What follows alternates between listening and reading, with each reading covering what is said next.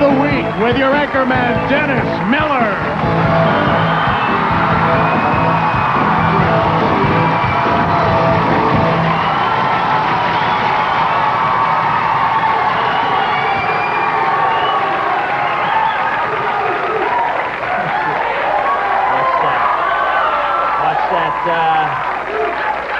Watch that woof, woof, woof. I don't want to get any copyright infringement. Good evening, and what can I tell you? Democratic presidential hopeful Tom Harkin brought some bread from Boy Scouts while campaigning in New Hampshire this week. The weary candidate, sagging badly in the polls, then threw the bread in the boys' faces when they explained they weren't old enough to vote. Later that same day, Harkin, jealous of the coverage Bill Clinton has received, is seen here at a New Hampshire brothel picking out the girl he wants.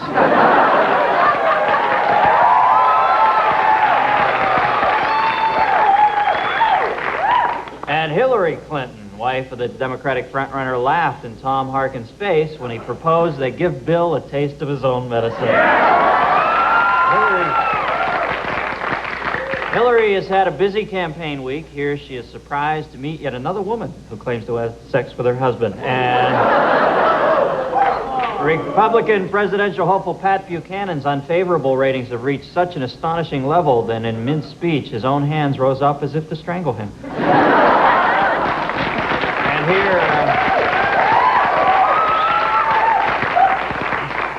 here Buchanan unveils his new plan to become the front runner outside George Bush's hotel. Buchanan couldn't possibly squeeze off 3 shots from a Mannlicher Carcano in 5.6 seconds. He was only a sharpshooter. He went to Russia, he came back, he was shorter.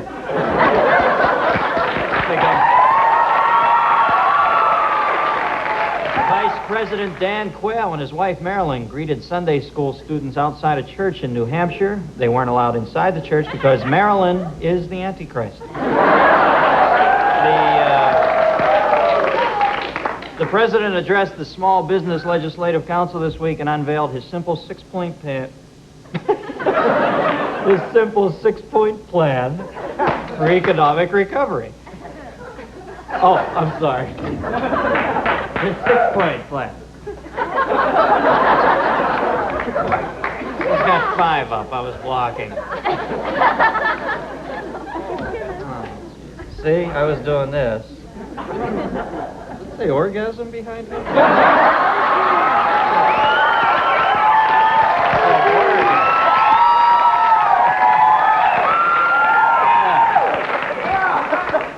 I said orgasm and I didn't see the other hand. But you know, I'm kidding.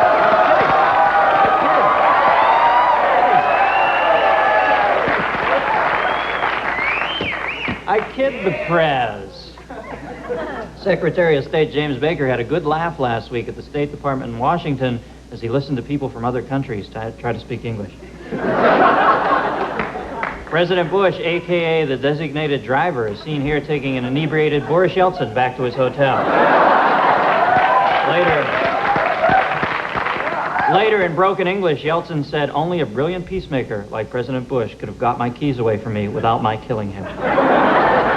The next day, Yeltsin addressed the United Nations Security Council and brought along one of his alcoholic delusions. This, of course, is the man with a pointy hat smoking a cigarette.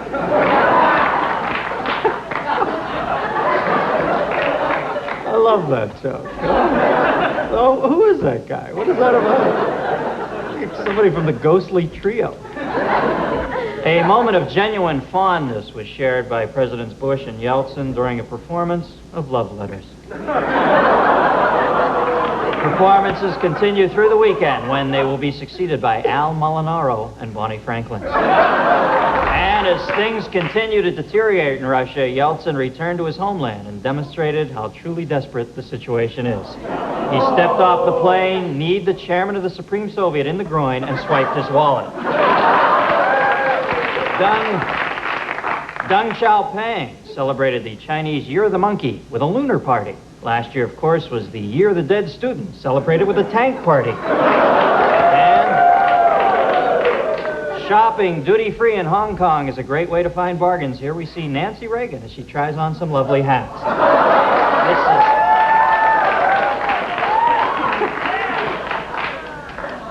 This is Yoshio Sakurachi, the Japanese House Speaker, who said we were all lazy and illiterate. I'm sure Yoshio is watching right now, and because he's so literate himself, I'm sure he can read this.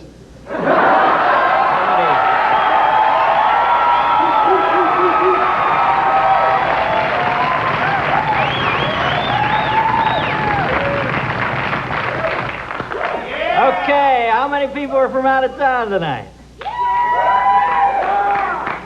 And Jack Kevorkian is now working at the county fair handing out slush puppies, cherry, lemon, and berry. And Diana Ross is... Oh, sorry, never mind.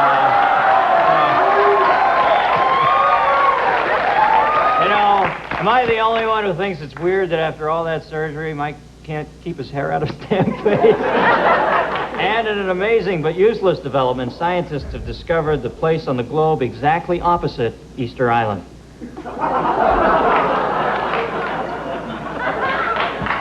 And finally, sort of an Escher print joke, and finally, nymphomaniac prostitute Kathy Willits dabs away tears of joy as her husband is sent to prison for a year. Party at Willits! Party at Willits!